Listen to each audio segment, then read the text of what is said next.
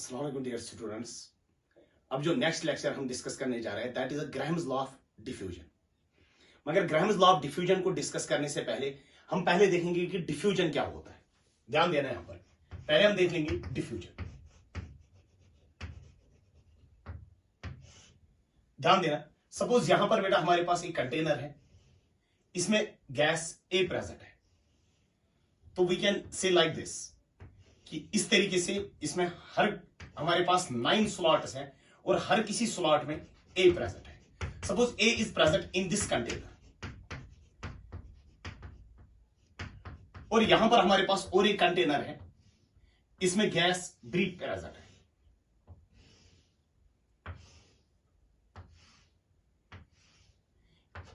इसमें gas be present है and suppose the two containers.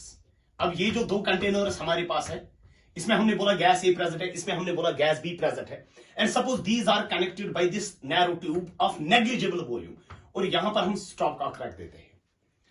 तो हम ए कम कर देते हैं, we will open this stopcock. हम इस स्टॉप कॉक को यहां से बाहर निकालेंगे। तो ये ट्यूब हमारे पास है, इस ट्यूब का नेग्लिजिबल वॉल्यूम है, तो these gases will spontaneously mix and we will get a condition like this. हमें इस तरीके का मिलेगा।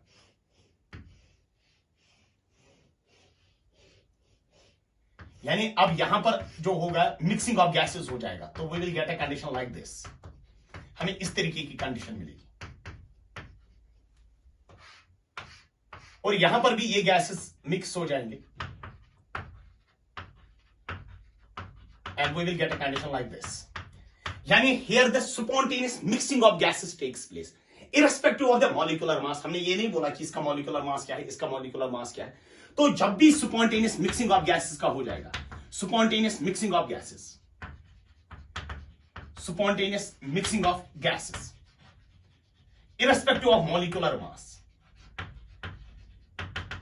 Irrespective of molecular mass, you call that as, उसी को हम बोलते हैं क्या, we call that as a diffusion. उसको हम डिफ्यूजन बोलते हैं। और दूसरा हमारे पास केस होता है जिसको हम बोलते हैं इफ्यूजन। क्या होता है इफ्यूजन? ध्यान देना, इफ्यूजन में हम क्या कर लेते हैं, ये एक सिलेंडर हमारे पास है, इस सिलेंडर को यहां पर एक होल है और यहां से पिस्टन लगा हुआ है। सपोज इस सिलेंडर में कोई गैस प्रेजेंट है और यहां से हम क्या अप्लाई करेंगे, we will exert some force. हम इस पे फोर्स यानी इस पिस्टन पे फोर्स अप्लाई करेंगे, उसकी वजह से ये गैस यहां से बाहर आ जाएगा। यानी जब ये गैस बाहर आ जाएगा ना इस स्मॉल होल के थ्रू, वी कॉल्ड दैट है। लेकिन ये खुद ब खुद, एक तो खुद बाहर आ जाएगा और दूसरा हम यहां से फोर्स एक्सर्ट करते हैं। जब हम फोर्स एक्सर्ट करेंगे यानी जब हम गैस एक स्मॉल होल के थ्रू बाहर कर देंगे but under pressure, under some force, you called that as a effusion. यानी इफ्यूजन का सिंपली मतलब होता है gas is allowed to escape, gas is allowed to escape through a small hole.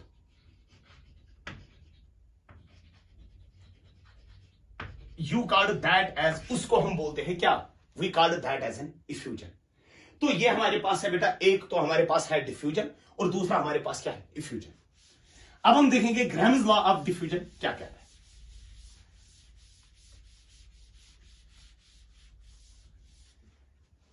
अब नेक्स्ट जो हमारे पास है that is Graham's law of diffusion.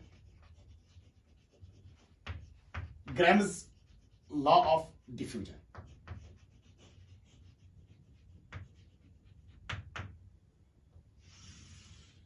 ध्यान देना बेटा। पहले हम स्टेटमेंट देखेंगे ग्राहम्स लॉ ऑफ डिफ्यूजन का स्टेटमेंट क्या है। ग्राहम्स लॉ ऑफ डिफ्यूजन का स्टेटमेंट है at constant temperature and pressure, at constant temperature and pressure. जब हम दो चीजें कांस्टेंट मान के चलेंगे, एक तो हम टेंपरेचर कांस्टेंट मान के चलेंगे और दूसरा हम प्रेशर कांस्टेंट मान के चलेंगे, जो रेट ऑफ डिफ्यूजन होता है it is inversely proportional to the square root of density. यानी जिसकी डेंसिटी ज्यादा होगी रेट ऑफ डिफ्यूजन कम होगा, जिसकी डेंसिटी कम होगी रेट ऑफ डिफ्यूजन क्या होगा, ज्यादा।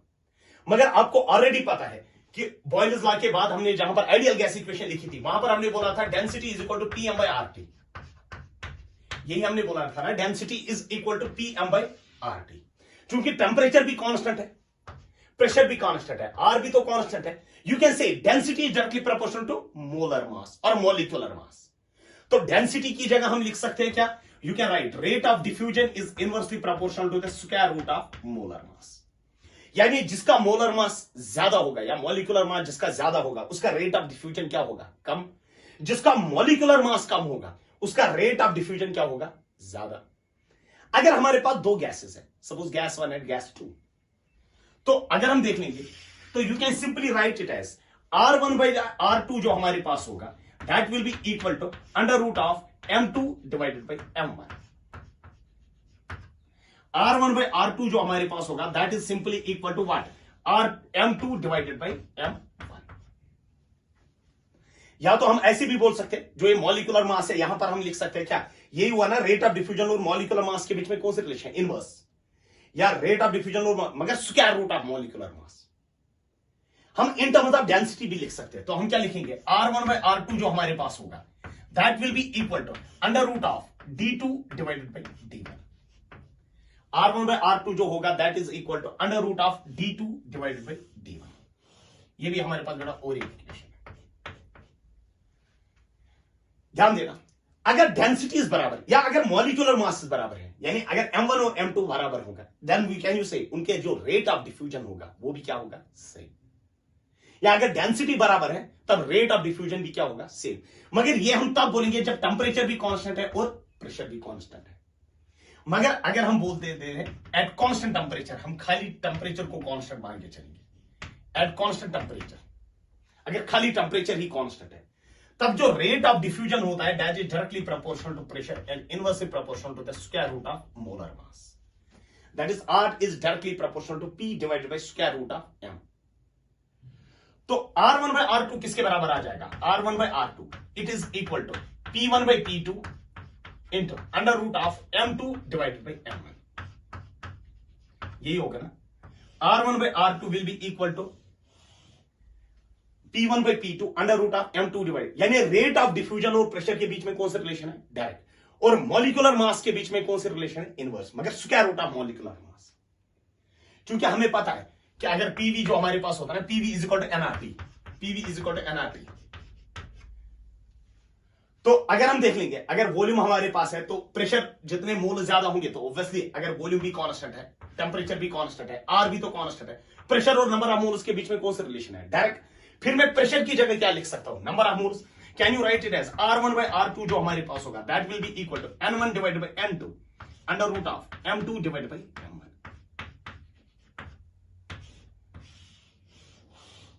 ये हमारे पास बेटा और एक इक्वेशन है rate of diffusion of diffusion में। R1 divided by R2 is equal to N1 divided by N2 under root of M2 divided by M1। अब नेक्स्ट आपके लिए ये क्वेश्चन रहेगा कि ये रेट ऑफ डिफ्यूजन जो हम बोल रहे हैं R, ये होता क्या है, ध्यान देना। अब नोट करके लिखिएगा बेटा, रेट ऑफ डिफ्यूजन जो हमारे पास होता है R, that is rate of diffusion. हम इसको तीन तरीके से एक्सप्रेस कर सकते हैं, या तो इन terms of number of moles, या तो हम एक्सप्रेस कर सकते हैं इन टर्म्स ऑफ वॉल्यूम, या तो हम एक्सप्रेस कर सकते हैं in terms of distance travelled.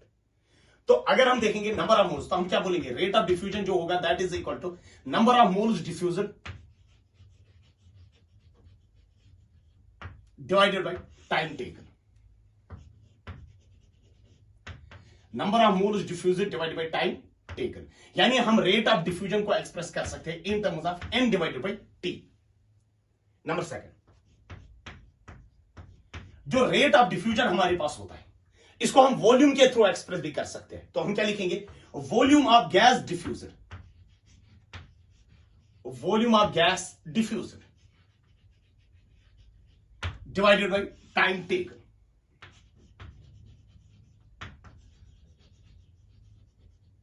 That is V divided by T. Volume of gas diffusion divided by time taken, that is V divided by T. Number third, R जो होगा rate of diffusion, इसको हम in terms of distance travelled के through भी express कर सकते हैं। तो हम क्या बोलेंगे, distance travelled bye a molecule, distance travelled bye a molecule in a narrow tube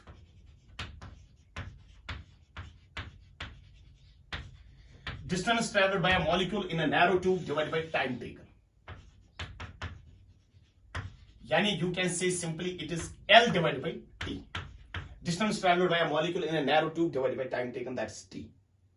यानी अगर मैं आपको बोलूंगा R1 divided by R2, rate of diffusion, R1 divided by R2, तो you can write it as in terms of volume, तो हम क्या बोलेंगे V1 divided by T1 whole divided by V2 divided by T2, यही बोलेंगे ना अगर इन terms of volume हम एक्सप्रेस करेंगे।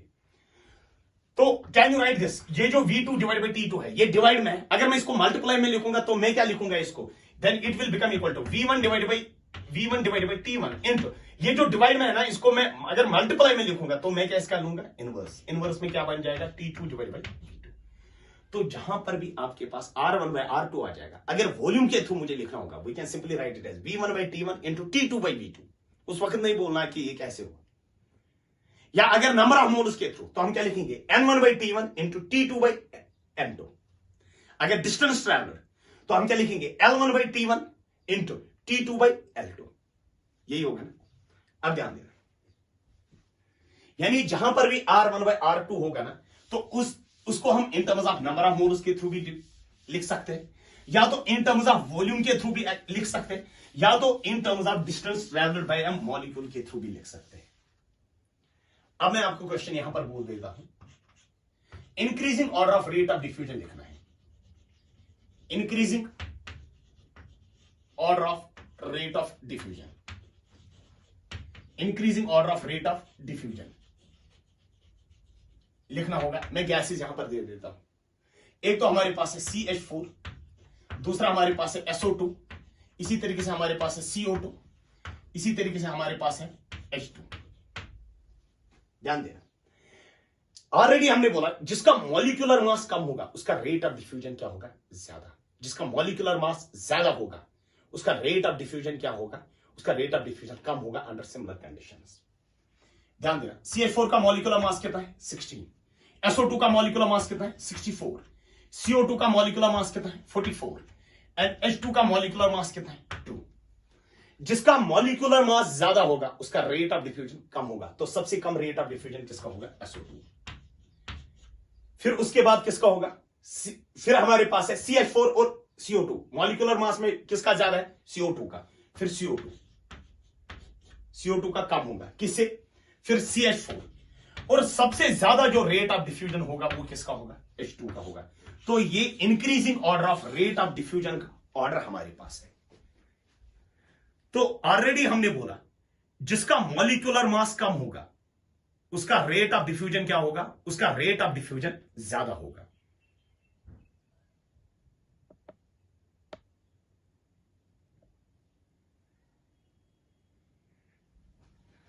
अब देखिएगा बेटा,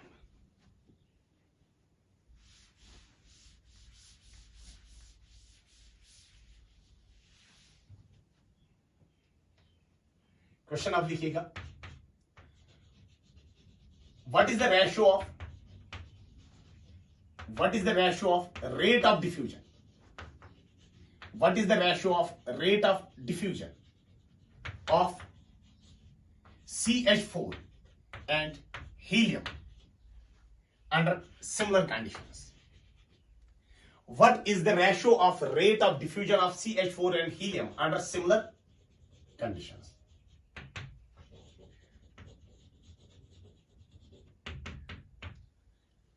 ध्यान देना, तो दो गैसेस की बात हो रही, किस किस गैस की, एक तो हमारे पास है CH4, दूसरा हमारे पास है हीलियम। इसका जो मॉलिक्यूलर मास है दैट इज 16, इसका जो मॉलिक्यूलर मास है दैट इज 4। ठीक है, आपको क्या बताना है, you have to simply say ratio of rate of diffusion, you have to calculate the value of R1 and R2। Consider this as gas 1, इसको हम मान के चलेंगे गैस 2, वही है ना। तो you have to simply find it as R1 by R2। तो आप क्या बोलोगे, R1 बाय R2 किसके बराबर होगा, that is equal to under root of M2 divide by M1। R1 by R2 is equal to under root of M2 divide by M1। M2 ये वाला हमारे पास है, इसका कितना है 4, और M1 कितना है 16। कैन यू से M2 बाई M1 जो आ जाएगा that is R1 divide by R2 is equal to under root of 4 divide by M1 कितना है 16, that is 4 1 R 4 4 R। That is under root of 1/4. Under root of 1/4 कितना आ जाएगा? 1/2. यानी उनका जो रेशियो होगा ना रेट ऑफ डिफ्यूजन का, that will be simply 1 divided by 2. 1:2 ratio होगा उनका रेट ऑफ डिफ्यूजन. ध्यान देना. अब क्वेश्चन लिखिएगा आप. Next question.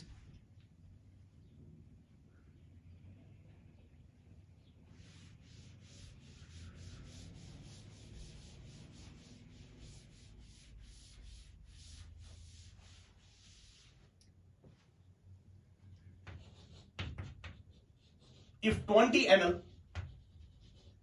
of CH4 diffuses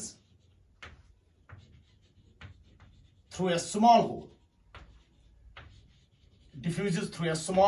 in 10 minutes, diffuses through a small hole in 10 minutes, what volume of SO2 will diffuse out? What volume of SO2 will diffuse out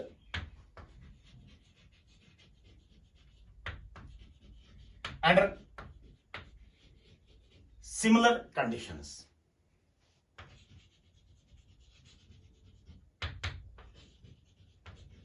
यानी हमारे पास दो gases की बात हो रही है. किस किस गैस की? एक तो हमारे पास है CH4, दूसरा हमारे पास है कौन सा? SO2 gas. कार्ड दिशा से ये हमारे पास है गैस 1 और ये हमारे पास है गैस 2. ठीक है. इस वक्त भी बेटा रेट ऑफ डिफ्यूजन दे के है, मगर इन टर्म्स ऑफ वॉल्यूम. तो आप simply grams law of diffusion apply करोगे तो आप सिंपली बोलोगे, क्योंकि यहां पर अंडर सिमिलर कंडीशन का मतलब हुआ कि पोर साइज जो है वो भी सेम है, टेम्परेचर है वो भी कांस्टेंट है, प्रेशर वो भी कांस्टेंट है. तो अगर हम सिंपली बोलेंगे you can write it as R1/R2 जो होगा that is equal under root of M2 ये वाला SO2 इसका है 64 डिवाइड बाई 16. तो ध्यान देना बेटा, मगर जो रेट ऑफ डिफ्यूजन यहां पर दे के है that is in terms of volume, because वहां पर दे के है ना if 20 ml of CH4 diffuses. तो आप इस रेट ऑफ डिफ्यूजन को एक्सप्रेस करोगे इन टर्म्स ऑफ वॉल्यूम. तो आप क्या लिखोगे इसको? V1/T1 into T2/V2.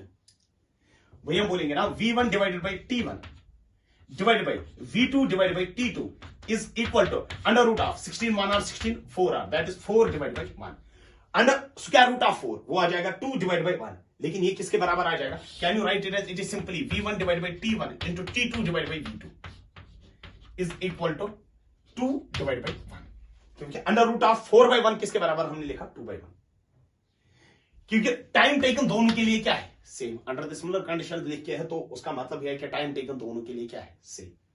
V1 volume of the first gas that is how much? 20 ml, that is 20 divide by V2 is equal to 2 divide by 1. तो V2 यहां पर चला जाएगा, 2 यहां पर आ जाएगा, तो V2 will become equal to 10 ml. यानी अगर 10 मिनट्स में CH4 के 20 ml डिफ्यूज होते हैं तो 10 मिनट्स में SO2 के कितने ml डिफ्यूज होंगे? 10 ml विल बी डिफ्यूज्ड. ठीक है बेटा. यहां चलिए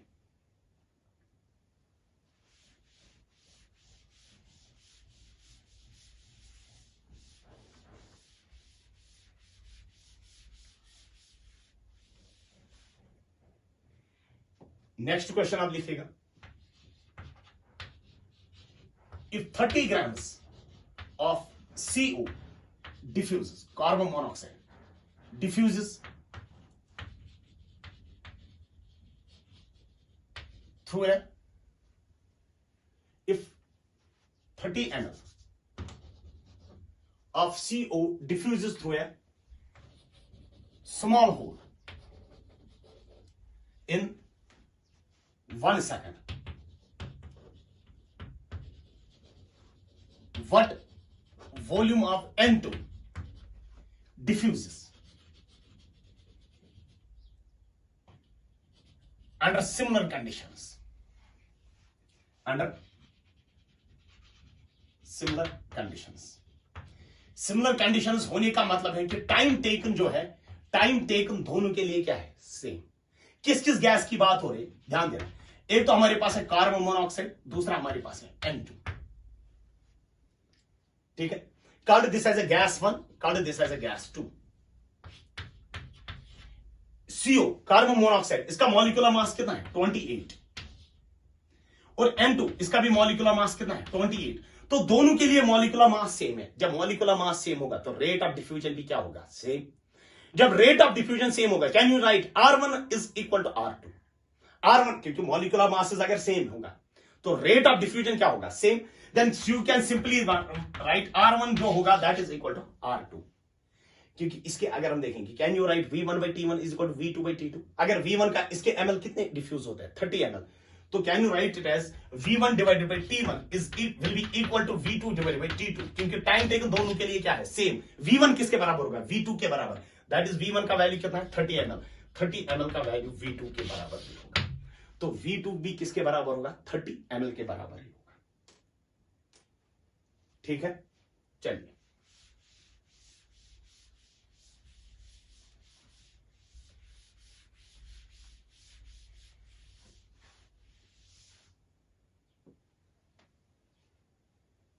अब देखिएगा बेटा, next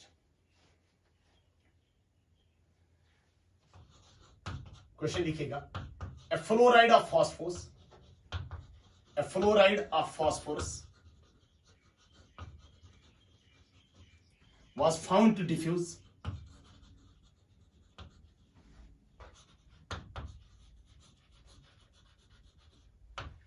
2.12 times more slowly than N2.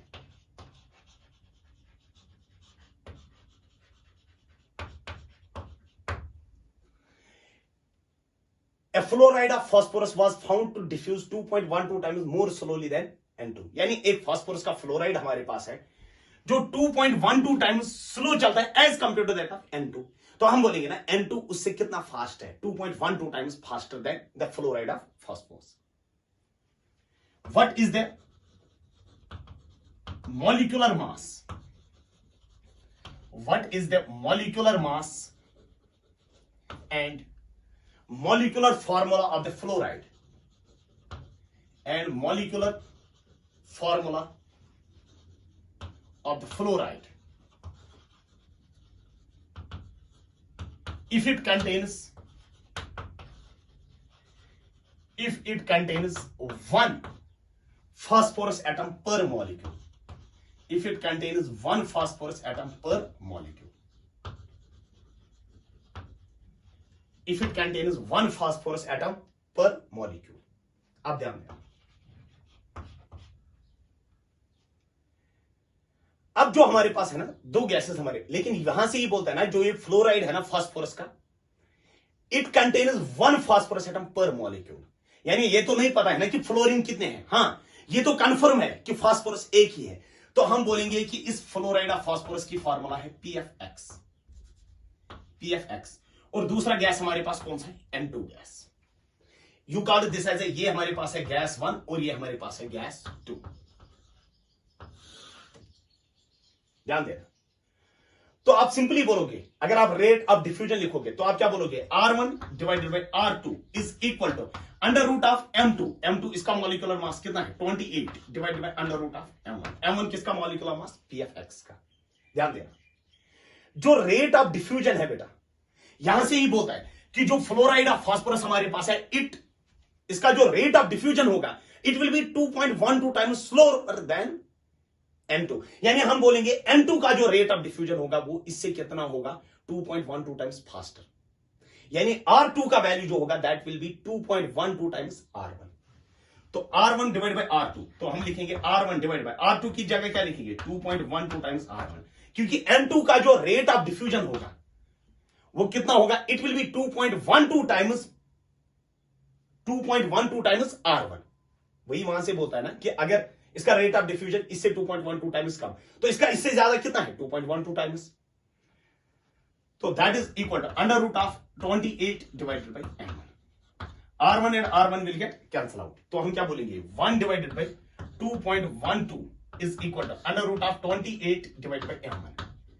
Squaring on both sides, इसका भी हम स्क्वायर कर देंगे, इसका भी हम स्क्वायर कर देंगे, square and root will get cancel out. तो इट बिकम्स 2.12 टाइम्स का square, it becomes equal to 1 divided by 4.5 is equal to 28 divided by M1। M1 इस साइड चला जाएगा तो ये यहां पर आ जाएगा, तो M1 will become equal to 126. यानी ये जो फ्लोराइड हमारे पास था, फ्लोराइड ऑफ फास्फोरस PFX, इसका मॉलिक्यूलर मास कितना है? इसका मॉलिक्यूलर मास है 126। और इसकी हमने क्या बोला? इसकी हमने बोला मॉलिक्यूलर फार्मूला जो है दैट इज PFX। और अगर आप देखोगे PFX जो हमारे पास है, इसका मॉलिक्यूलर मास है 126। ये तो आपको मिला कैलकुलेशन के बाद। मगर इसमें फास्फोरस कितने हैं? एक। Sum of the atomic masses that is equal to molecular mass. Atomic masses कितना है? फास्फोरस कितने हैं? एक। उसका कितना है? 31 plus x times fluorine, fluorine का कितना है? 19 इज इक्वल टू 126। तो आप क्या बोलोगे? 19x will become equal to 126 minus 91, that will become equal to 95।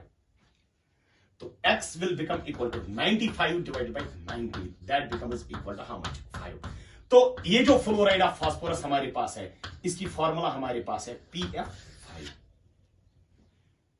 तो वही आपको मिलाना है। आपने बोला कि sum of the atomic mass that should be equal to the molecular mass, और मॉलिक्यूलर मास कितना है? 126। तो फास्फोरस कितने हैं? एक। तो लिखा 31 प्लस फ्लोरीन कितने हैं? x times fluorine is equal to 126।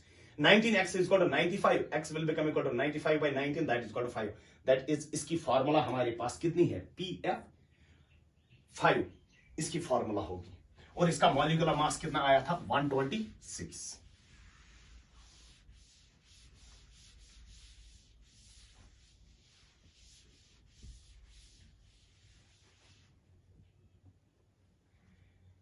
अब ध्यान देना, यहां पर क्वेश्चन हमारे पास है। यहां पर हमारे पास एक ट्यूब है,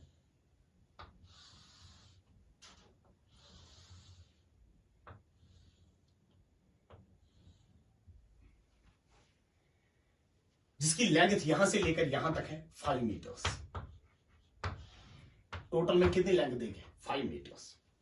और यहां से हम इस ट्यूब में पास कर देते हैं H2 गैस, और यहां से हम पास कर देते हैं O2 गैस। ठीक है। Suppose at time certain time T, suppose हमने 11 बजे यहां से H2 गैस छोड़ा और यहां से O2 गैस छोड़ दिया। अब जब ये दोनों मूव करेंगे, ध्यान देना, कार्ड दिस एज ए, ये हमारे पास है gas 1, called this as a, ये हमारे पास है गैस 2। अगर हम देखेंगे जो रेट ऑफ डिफ्यूजन होगा उस वक्त, ये भी मूव करेगा, ये भी मूव करेगा, and suppose they will meet at some point. Suppose they meet at this point, call this as point X. आपको ये पूछा जाता है, find the point at which the gases will meet. Find the point at which the gases will meet. आपको ये वाला point बोलना है जहां पर ये दोनों गैसेस क्या करेंगे? मीट करेंगे। उसी पॉइंट पे आपको बोलना होगा कि वो पॉइंट कौन सा पॉइंट होगा। ध्यान देना। तो आप एक चीज बोल दोगे, तो आप बोलोगे यहां से लेकर यहां तक जो x तक डिस्टेंस है, suppose that is equal to L1, क्योंकि ये हमारे पास है L1, और यहां से लेकर यहां तक जो डिस्टेंस है, सपोज दैट इज L2। यहां से लेकर यहां तक डिस्टेंस है L1, और वहां से लेकर वहां तक डिस्टेंस कितनी है? हमने बोला L2। सपोज इसको टाइम लगेगा T1, इसको भी टाइम लगेगा। अगर मैं बोलूंगा ना यहां से लेकर यहां तक इसको टाइम लगा T1, और इसको टाइम लगा यहां से लेकर यहां तक कितना? T2, but T1 should be equal to T2। T1 और T2 बराबर है, क्योंकि अगर हम 11 बजे, तो 11 बजे हमने दोनों छोड़ दिए, तो अब ये मीट करेंगे इस पॉइंट पे। सपोज ये 11:30 पे मीट करेंगे। अब ये किस पॉइंट पे मीट करेंगे? इसको भी 30 मिनट टाइम लगा, इसको भी 30 मिनट। अब जितना टाइम H2 को लगेगा उतना ही टाइम O2 को भी लगेगा यहां पे। तो हम क्या बोलेंगे? इस वक्त हम रेट ऑफ डिफ्यूजन एक्सप्रेस करेंगे, तो हम क्या बोलेंगे? You can simply write it as R1 by R2 is equal to under root of M2। M2 ये वाला कितना है? 32 divide by 2। M2 divide by M1, M1 कितना है? 2। तो that becomes equal to how much? 16। Under root of 16 कितना आ जाएगा? 4। मगर जो रेट ऑफ डिफ्यूजन इस वक्त आपके पास आप लिखोगे rate of diffusion in terms of distance travel.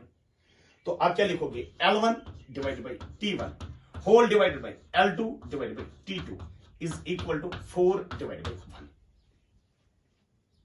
तो आप क्या लिखोगे? L1 divided by L2। तो अब लिखोगे इस तरीके से L1 divided by T1 into T2 divided by L2 is equal to 4 divided by T1 and T2 will get cancel out, क्योंकि दोनों के लिए तो टाइम सेम लगेगा। अगर यहां से लेकर यहां तक डिस्टेंस है, सपोज L1 का वैल्यू है यहां से लेकर यहां तक डिस्टेंस है x, यहां तक डिस्टेंस है बेटा x, तो ये कितनी डिस्टेंस होगी? It will be obviously 5 minus x। अगर L1 का वैल्यू है x तो L2 का वैल्यू कितना होगा? 5 माइनस x। इस पॉइंट को फिर हम मानेंगे पॉइंट P। अगर पॉइंट P तक डिस्टेंस है, यहां से L1 का वैल्यू है x, तो ये कितना होगा? 5 माइनस x। तो L1 का वैल्यू कितना है? x डिवाइड बाय L2 का वैल्यू कितना है? 5 minus x is equal to 4। तो ये कितना आ जाएगा? x will become equal to 20 minus 4x। तो 4x यहां पर आ जाएगा, माइनस 4x प्लस x कितना हुआ? 5x। 5x is equal to 20।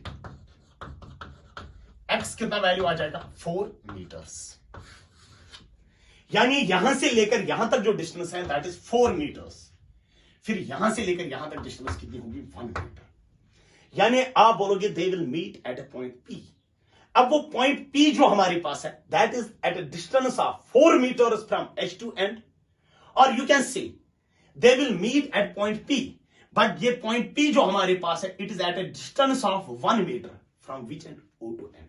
तो अगर मैं आपको बोलूंगा फास्ट कौन मूव हुआ है? H2। क्यों फास्ट मूव हुआ है? क्योंकि उसने डिस्टेंस ट्रैवल क्यों ज्यादा की? क्योंकि उसका मॉलिक्यूलर मास जो है वो कम है, इसीलिए उसने डिस्टेंस ट्रैवल जो है वो ज्यादा की है।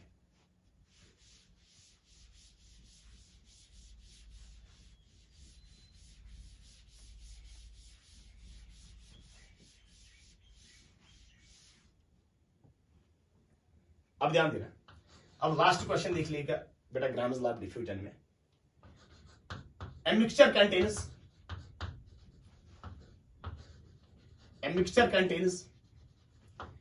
H2 and O2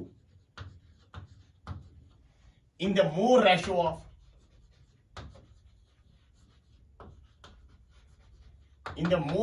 of 4:1।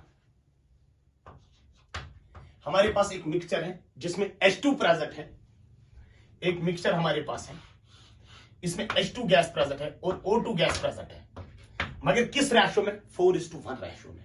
यानी अगर H2 के 4 मोल्स है, O2 के 1 ही मोल है, या अगर H2 के 8 मोल्स है, O2 के 2 मोल्स, यानी 4:1 रेशो में प्रेजेंट है। If 40 ml of H2 diffuses in 25 minutes, हमने यहां से स्मॉल होल कर दिया जिसके थ्रू H2 भी बाहर आ जाएगा और O2 भी बाहर आ जाएगा। यानी हमने इसको स्मॉल होल यहां से कर दिया, यहां से बाहर आ जाएंगे दोनों गैसेस। कौन कौन सा गैस? H2 भी गैस बाहर आ जाएगा और O2 गैस भी बाहर आ जाएगा। 25 मिनट्स में H2 के कितने ml डिफ्यूज होते हैं? 40 ml। What volume of O2 diffuses in the same time?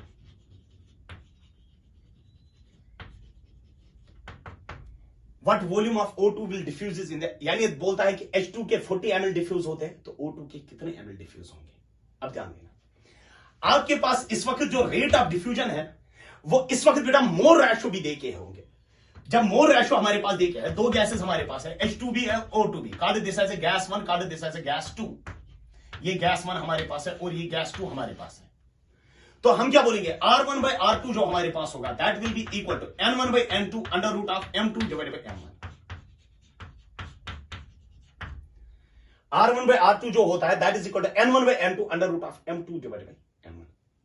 R1 by R2, मगर ये जो रेट ऑफ डिफ्यूजन आप लिखोगे, आप इन टर्म्स ऑफ वॉल्यूम इसको लिखोगे, तो आप क्या बोलोगे इसको? Simply V1 by T1 into T2 by V2 is equal to N1 by N2। N1 is the number of moles of, यानी ये है ना मोर रेशो किसका? H2:O2 का।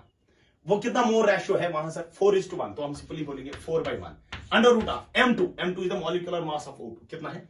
32 divided by 2, that will become equal to 16 under root of 16, कितना आ जाएगा? 4 are 16। T1 and T2 will get cancel out क्योंकि सेम टाइम।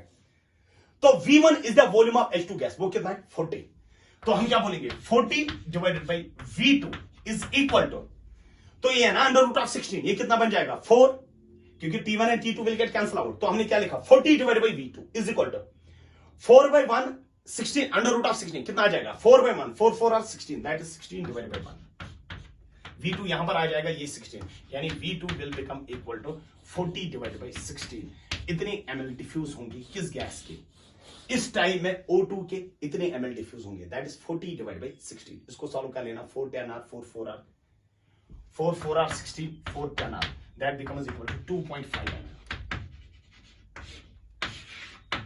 इतने टाइम में O2, यानी यहां से बाहर अगर हम देखेंगे इस क्वेश्चन में बेटा एक चीज आप याद रखिएगा, इसमें खाली आप रेट ऑफ डिफ्यूजन एंड ये नहीं बोलोगे R1 by R2 is under root of M2 by M1, क्योंकि इसमें बेटा एक तो मॉलिक्यूलर मास भी पता है और दूसरा मोर रेशो भी दे के होगा, और वो तो हमने बोला था क्योंकि अगर मोर रेशो भी दे के होगा और मॉलिक्यूलर मास, तब आप ये वाली इक्वेशन यूज कर लेना, R1 by R2 is equal to under root M1 by M2 under root of M2 divided by M1। यानी ये आप तब यूज करोगे जब आपके पास बेटा मोर रेशो भी देके होगा और जब आपके पास वहां पर क्या देके होगा, मोर रेशो भी देके होगा और साथ में मॉलिक्यूलर मासेस भी पता होंगे। तो दिस वाज ऑल अबाउट किसके related, Graham's law of diffusion. और आप बेटा क्वेश्चंस देख लेना, ये जो था ना आइडियल गैस वाला कंसेप्ट, ये यहां तक ही हमारे पास है, तो इससे क्वेश्चन जो आपके पास एनसीईआरटी फिंगर टिप्स है तो उससे क्वेश्चन सॉल्व कीजिएगा इसके। अब जो नेक्स्ट हमारे पास है that is called as kinetic theory of gases. Kinetic theory of gases, ध्यान देना, काइनेटिक थ्योरी ऑफ गैसेस में अगर हम देख लेंगे काइनेटिक थ्योरी ऑफ गैसेस के पोस्टुलेट्स क्या है। नंबर पोस्टुलेट्स देखिएगा, साथ साथ लिखिएगा बेटा इसके पोस्टुलेट्स। पहला पोस्टुलेट जो है इसका, पहला पोस्टुलेट इसका है every gas is made up of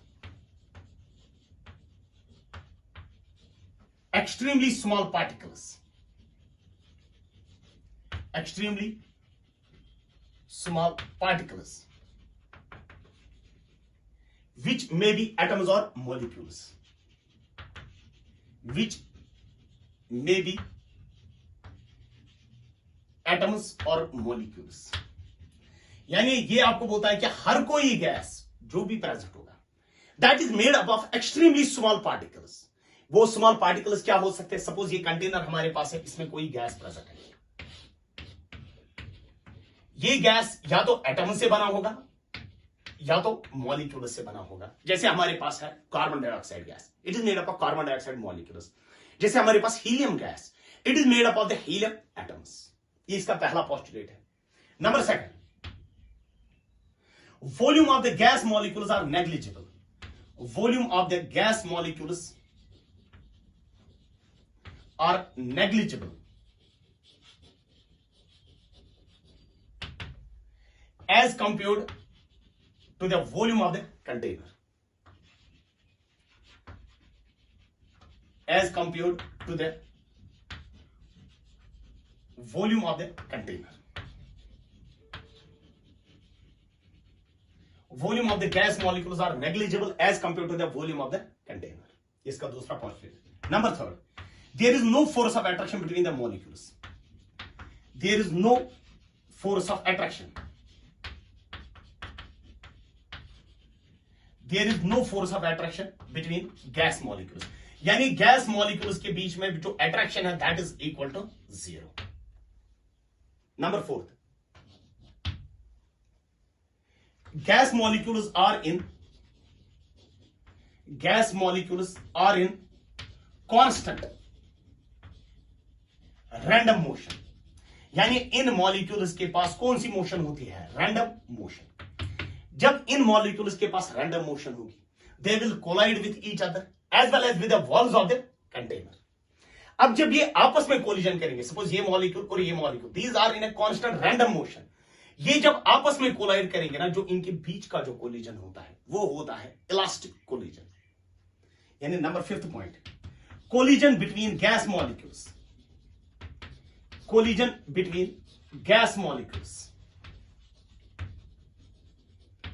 are perfectly elastic। In gas molecules के बीच के जो कोलिजन होता है दैट इज परफेक्टली इलास्टिक, वो इलास्टिक कोलिजन होता है। नंबर 6,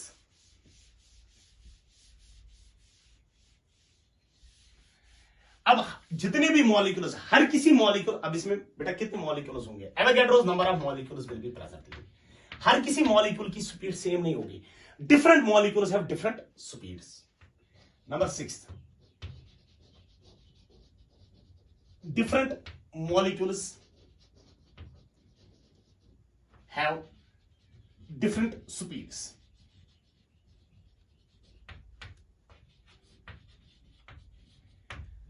अब कितने मॉलिक्यूल्स के पास कौन सी स्पीड है? We have average speed, we have root mean square speed, we have most probable speed. कितने मॉलिक्यूल्स के पास कौन सी स्पीड होगी? That is given by Maxwell's Boltzmann distribution law. The distribution of molecules, the distribution of molecules among various speeds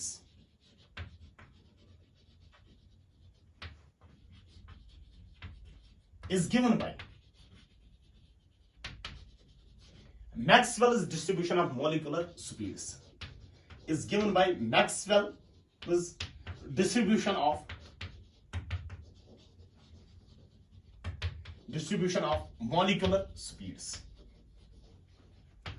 अब कितने molecules के पास कौन सी स्पीड होगी? That is given by Maxwell's distribution of molecular speeds. वो हम देखेंगे बेटा लास्ट में, Maxwell's Boltzmann distribution. Number 7th postulate जो इसका है, that is average kinetic energy जो होती है, average kinetic energy, it is directly proportional to the temperature. और ये टेम्परेचर किसमें होना चाहिए? केल्विन में। Average kinetic energy is directly proportional to the temperature in Kelvin. और ये पोस्टुलेट्स किसके हैं बेटा? These are the postulates of kinetic theory of gases. इन पोस्टुलेट्स को बेटा लिख लेना, 1-2 बार इनको पढ़ लेना, तो खुद ब खुद ये हो जाएगा, याद रहेंगे खुद ब खुद। तो अब हम जो कल देख लेंगे, कल नेक्स्ट लेक्चर में हम देखेंगे कैलकुलेशन ऑफ मॉलिक्यूलर स्पीड्स, यानी एवरेज स्पीड किसको हम बोलते हैं, रूट मीन स्क्वायर स्पीड किसको हम बोलते हैं, वो हम इंशाल्लाह कल देख लेंगे बेटा।